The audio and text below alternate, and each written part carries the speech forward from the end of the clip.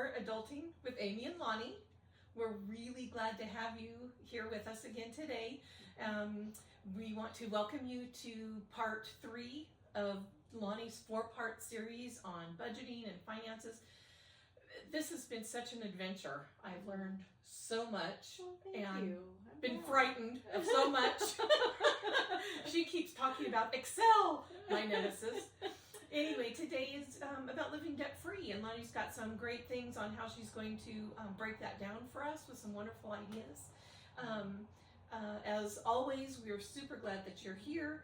If you're enjoying us at all, can you like us, subscribe and follow us? That would be really awesome. And now I'm going to turn it right over to Lani. Okay, well, I'm glad you're here, and we're going to learn what debt-free living is, and it is possible. And how are you going to get there? It's a challenge, it's a journey, and you do it with baby steps. It doesn't happen overnight, and not everybody really, to be honest with you, can get there. But if you do, there is real freedom. I want to welcome you to this series. If you've been with us from the beginning, it's pretty intense. You know, finance and budgeting is very difficult and is a challenge. But we're going to start to explore the realities of actually living debt-free and how to provide practical steps to be able to pay off your debt, and why debt-free matters. You know, the less financial stress, you know, it just frees you up. It creates less physical stress.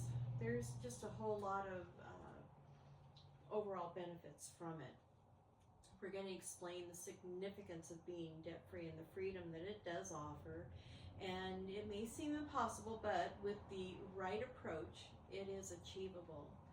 And the realities of debt-free living is peace of mind, knowing that you can actually pay your bills and have money in the bank, that you can feed your family. That is just, you know, really freeing. Knowing that if something happens, you have a backup plan.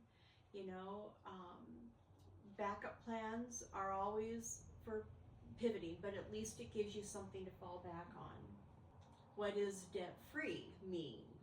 Debt-free means no outstanding credit card balances, no loans, no other debt of any kind. You are actually debt-free. I haven't quite gotten there myself. I'm close, but not quite. It's like I said, it's a journey, and I've been on this journey for a very long time.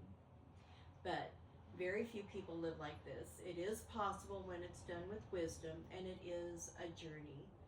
And if you use credit to pay it off immediately, that's the number one thing. And that took me a while to get through, to when I would use my credit card, get it paid off. And there are still a few things. In fact, I bought an RV, so I had to go out, not even realizing, I had to go out and I had to furnish it.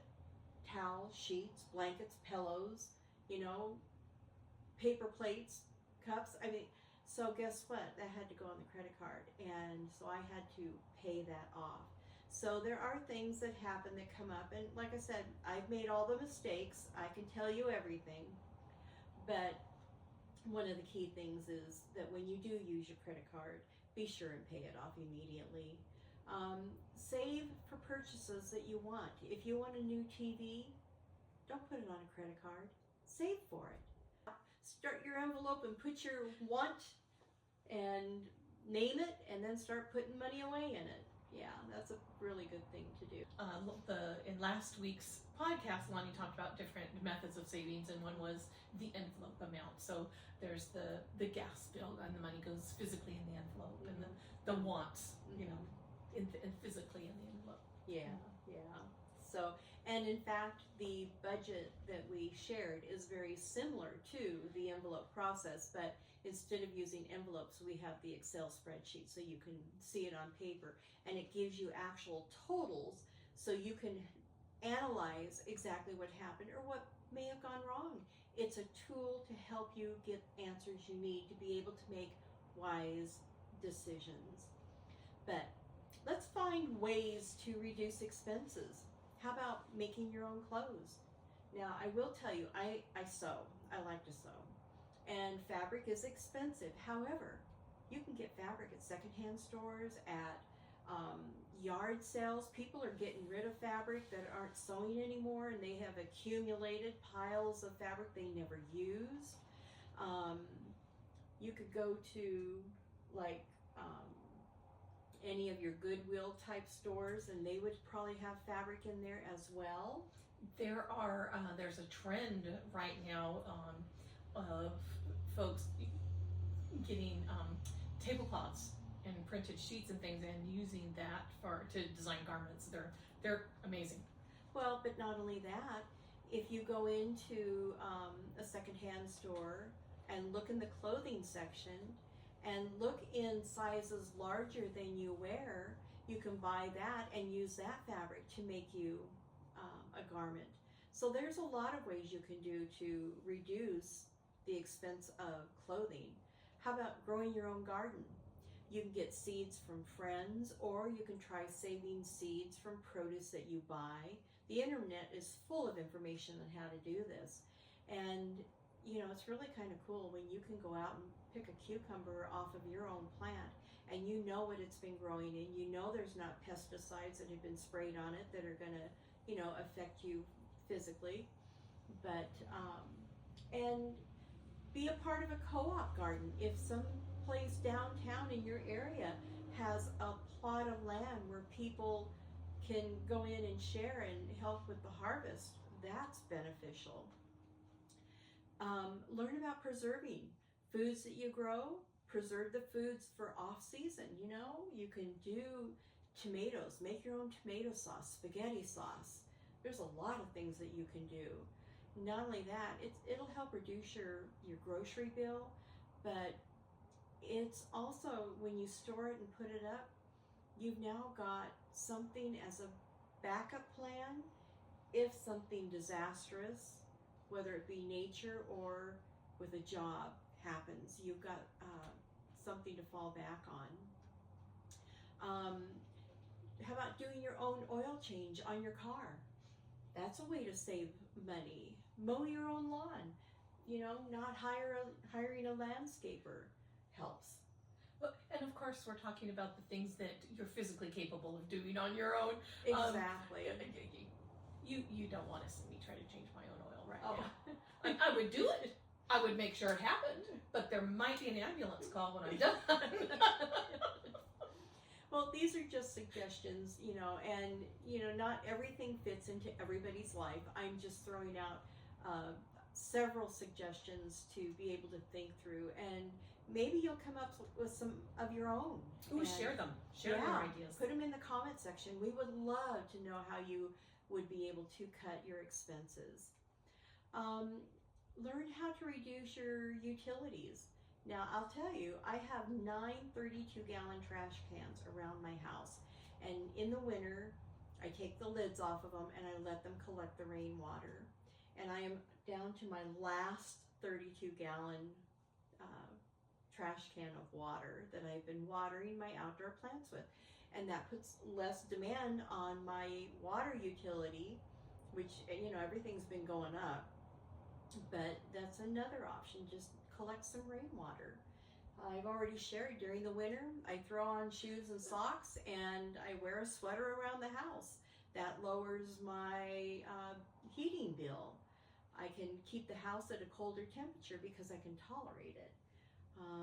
Put a heavier blanket on the bed. That feels really good to get in at night.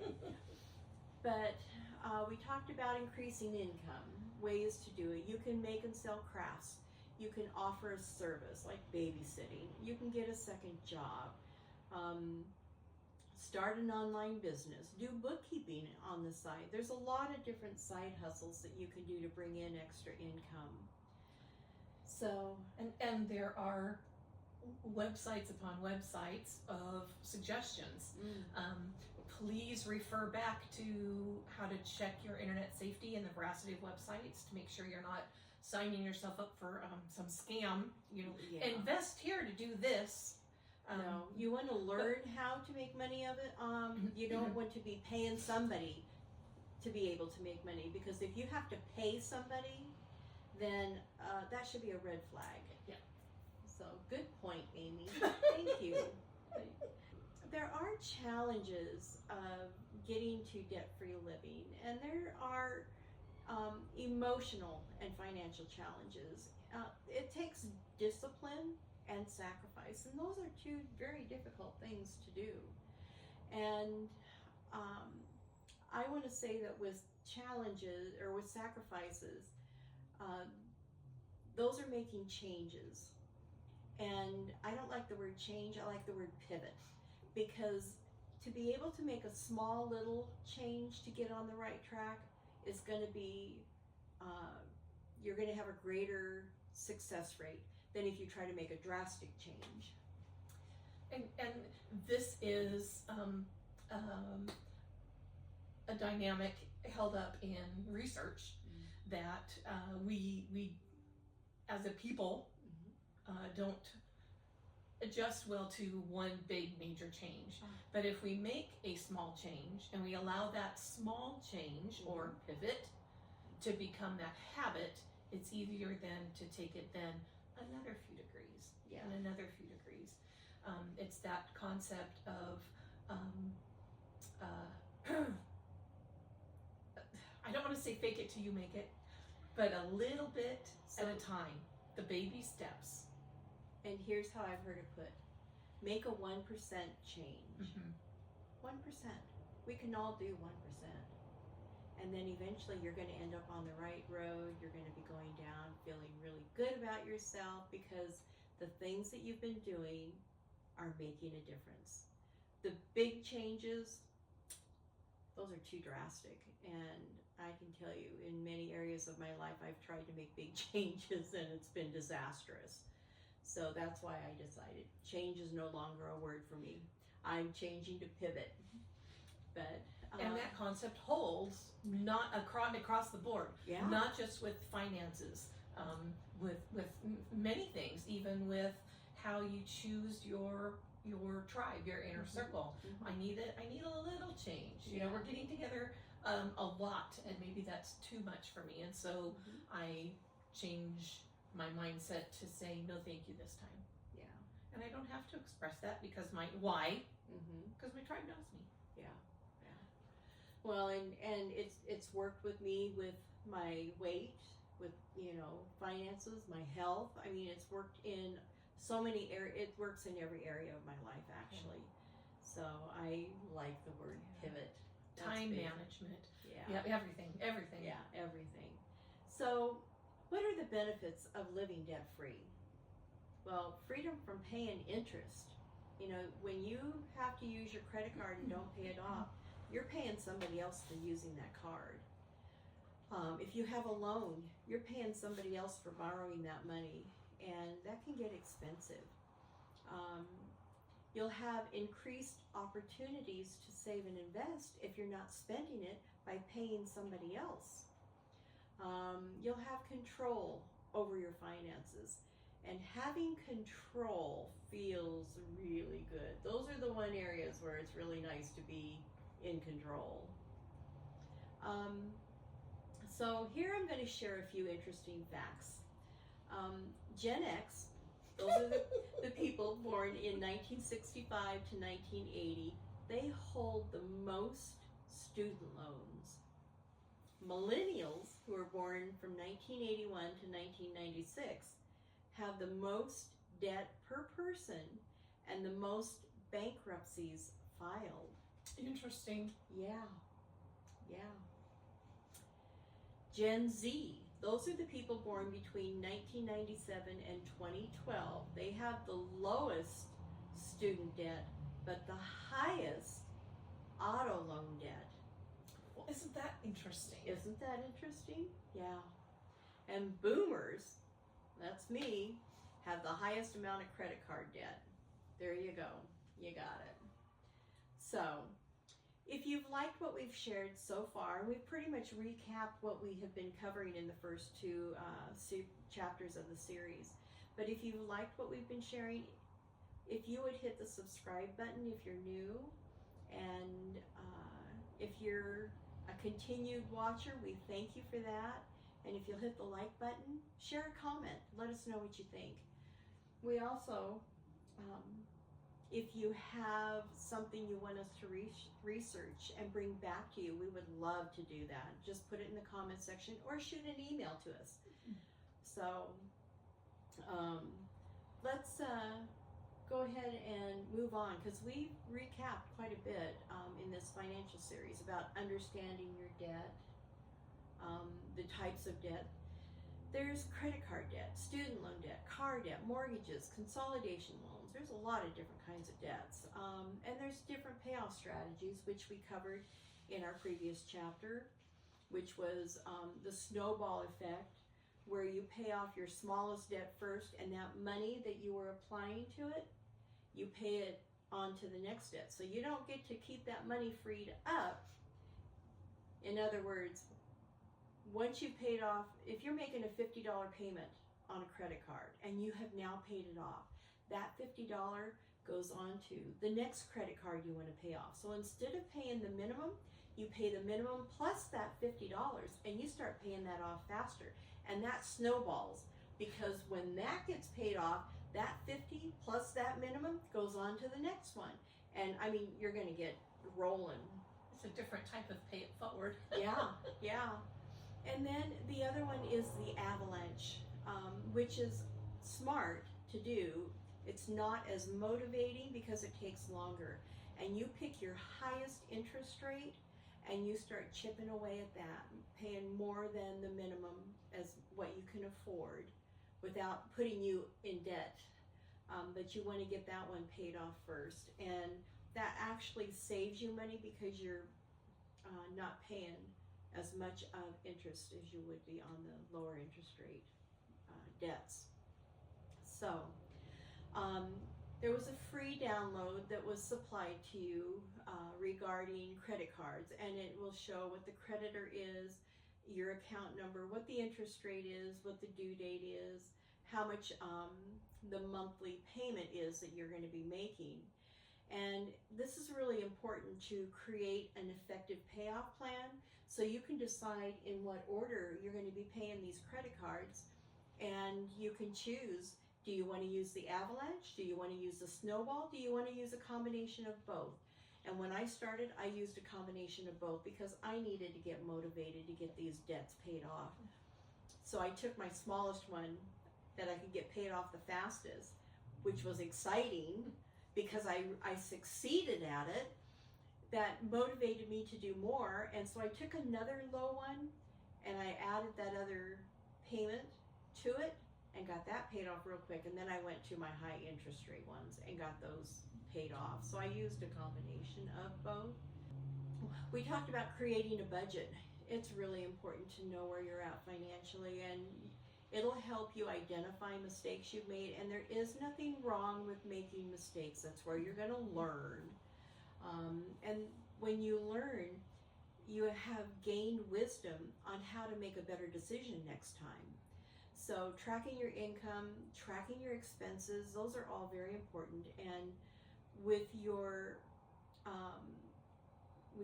initial budget, when you're starting out, you're going to be able to identify if you have an income issue or if you have a spending issue, because those are handled two different ways.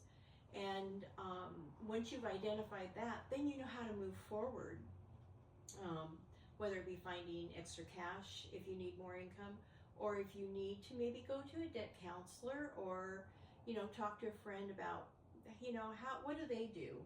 Get suggestions from others. People have a lot of wisdom that they could really share on how to deal with a lot of these things. But and then another key important part is building an emergency fund. Financial devastation, it takes a while to dig yourself out of. So be kind to yourself, be patient. You can do it if you're committed to it, and you are looking at your finances and recognizing and identifying things that can be changed. And if you're walking that devastation with a partner, be kind to your partner too. Let your partner be kind to you. Thank you. Exactly. Exactly. You're going to find paycheck to paycheck. That's a habit, and you can actually break that habit. Again, it becomes part of a process, part of the journey, learning how to put money into savings, which is what's going to break that paycheck to paycheck habit. Let's see. The real benefit, peace of mind. When significant setbacks happen, and like I say, there are actually, for me, 2 emergency funds. One for the unexpected, like the car breaks down, you need new tires. I don't know, you have an expense that showed up, the insurance, you forgot to account for your insurance. This is where the first emergency fund really comes in, because it's going to help you as you are figuring these things out. And then what you'll end up doing in time is factoring those things into your budget, so it won't be devastating any further. The second emergency fund is when you have something devastating. It can be something by nature. Maybe a tree falls down on the house.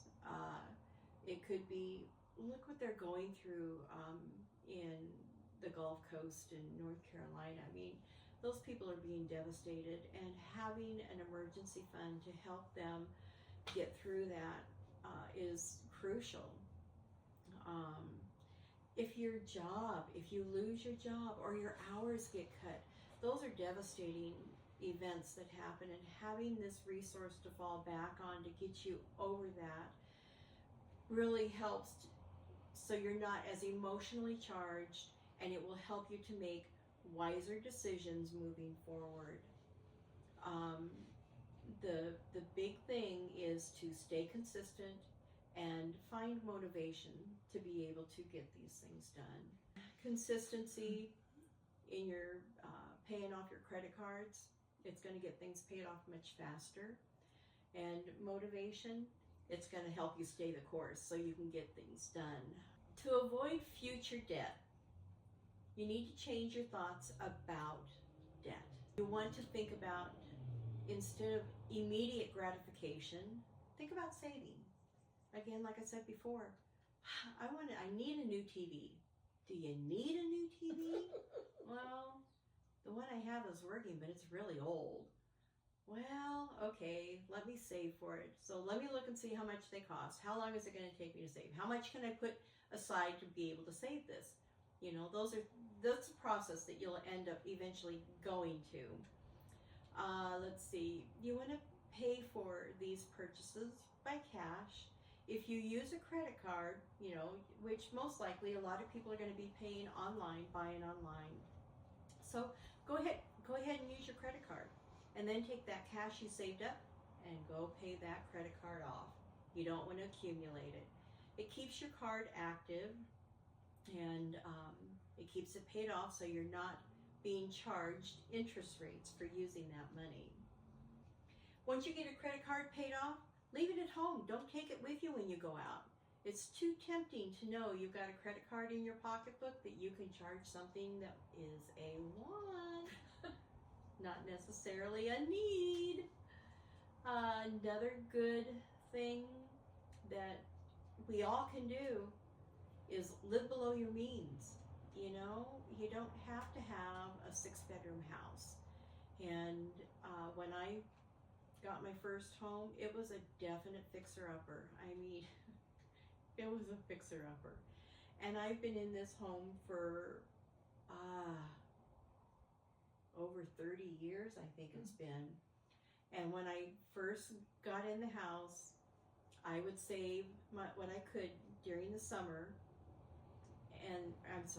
I would save what I could during the winter, and then during the summer I would work on whatever project fell into that budget. And sometimes it was, I could do something major. In fact, I had a friend come over and help me redo my kitchen at one point.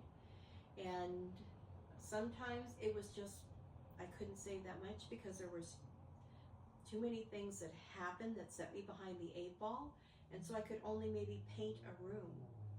again, it's a process, it's a journey, it's a learning. I've made mistakes, I learned from it, I pivoted, changed my habits to where I could do even more. Overcoming setbacks. So if you have credit card debt and you've been making more than the minimum payment, but you had a setback, go ahead and go back to paying the minimum amount. You never want to miss a payment when it's due. And there's nothing wrong, because I had to do it myself, where I forgot about an expense or something came up that I didn't plan, or in the beginning I spent too much on the holidays, which is coming up, and I don't do that anymore. I now have a Christmas Club savings, and that is my budget that I get to spend, period. I don't go beyond that. So these are things I've learned about myself, because if I get out there and just start spending on Christmas stuff, I can go crazy. And that doesn't happen anymore because I have a set budget. If I want to spend more, then I have to increase my Christmas Club. That's all there is to it. You can pivot and be able to come back around and get back on track. Don't be upset with yourself because you had a setback.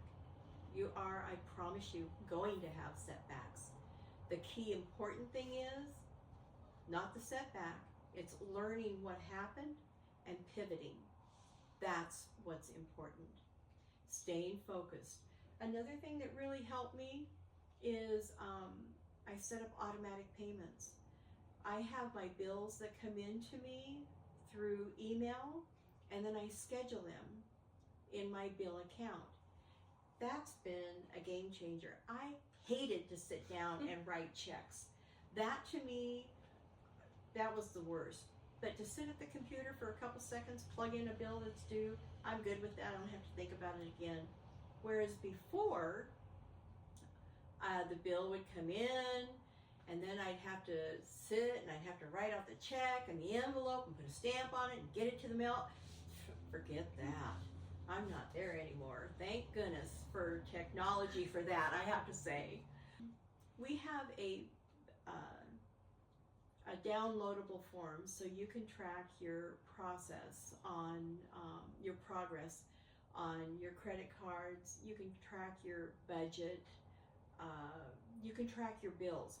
I have a form where you can list all of your bills, and it's got January through December, and then you just check it off, knowing that you have actually paid that bill. That was really important to me in the beginning, because when you've got so much going on, it's very easy to misplace a bill. You think you paid it. I mean, and this way at least I know that it's been paid, and I still use it to this day. But I use it not only for tracking the bill, making sure I got it scheduled in my computer, but I'll check it when I schedule it, and then I download the statement, and I know that I've done that, and then I color it out when I've reconciled it. So it's working in 3 ways for me and keeping me on track with that. I did something similar for several years. It was not an Excel spreadsheet. It was I just had made lines with each bill, the date it was due, the date we made a payment or paid it, how much that was, if there was a balance due, and a confirmation number, because I do the same, on pay almost everything online. Yeah.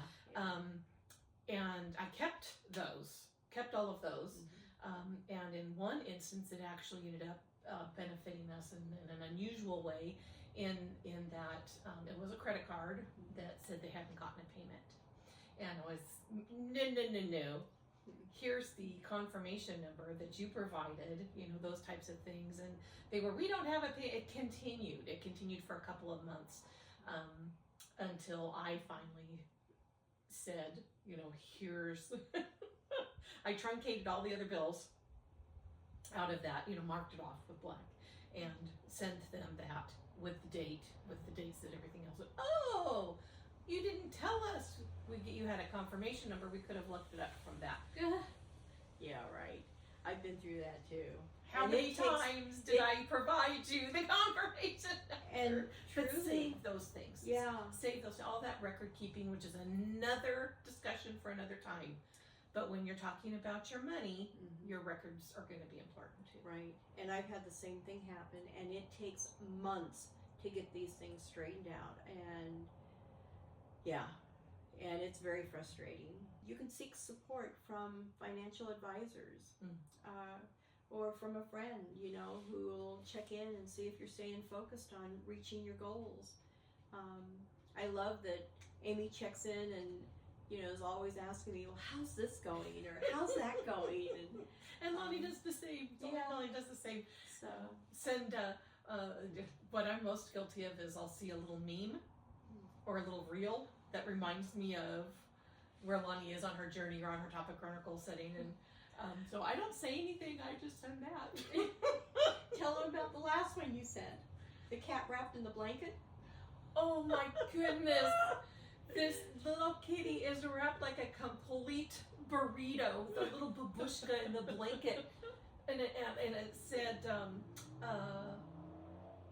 oh gosh, I can't remember exactly, but it was something along the lines of waiting until the very last second to turn the heat on for the first time. And she's mentioning that in relation to me wearing socks and shoes and sweaters in the house during the winter, so it was hysterical. Anyhow, Lonnie's not actually walking around her home in a parka. just, yeah. But just to let you know, I've shared this before, and I'm going to keep it very brief. Is I started with a very small savings, and when I actually started saving with a bank, it was like $5. That was it. Prior to that, I was throwing change, because that's all I could do, into a jar. And we've shared that before in a previous video. But the savings was small, As I was starting with the little savings, I was constantly dipping into it because things were coming up that I wasn't preparing for. As I started pivoting and started realizing what I needed to prepare for, that was becoming less frequent. So then my savings started to actually grow. That got exciting. It doesn't happen overnight. Anyhow, the other thing that really helped me was the automatic payments. I didn't have to worry about that $5. Do I really want to put it in there this month? Well, no, it was automatically taken from my account. Went right into savings. Okay, done. I'm done. And then the bills. Got the bills done. Didn't have to think about that. That was freeing. And then I had to learn how to limit my excess spending, because Amazon got really tempting to me for a while. And I had to really start thinking twice about what I was doing. But, take a look at your spending habits and see what you can do. And like I said, if I want that book on Amazon, do I have the cash to pay for it when I put it on the card? Yeah, I do. If I may, something to think about too when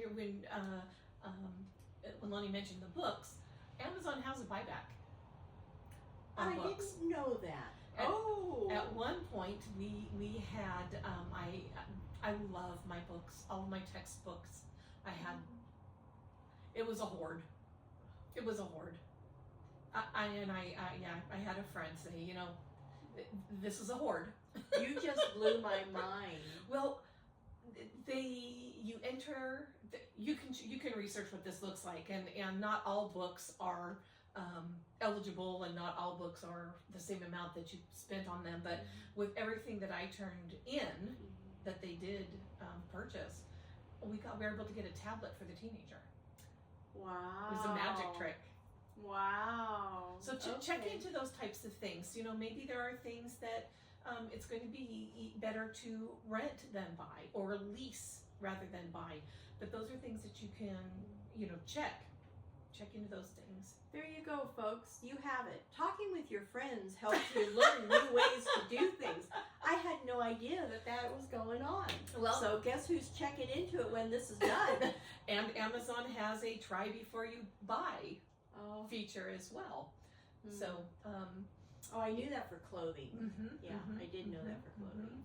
And if you are someone that's experiencing some social support, for example, the food benefits, some groceries can be purchased on Amazon that way, which can help if you are, home and need it to come to the door rather than paying a $10 DoorDash.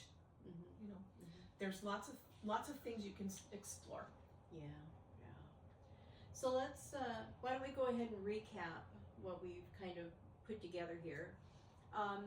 Figure out what your financial goals are. Do you want to get out of debt? You need to figure out not only your goal, but the priority of your goals. You might want to get out of debt. You might want to buy a house. You might want to buy a car. These are all great things. But what's your priority? Well, number one, you're going to have to get out of debt, get a good credit rating to be able to get a good interest rate on a loan to be able to purchase that car or that home.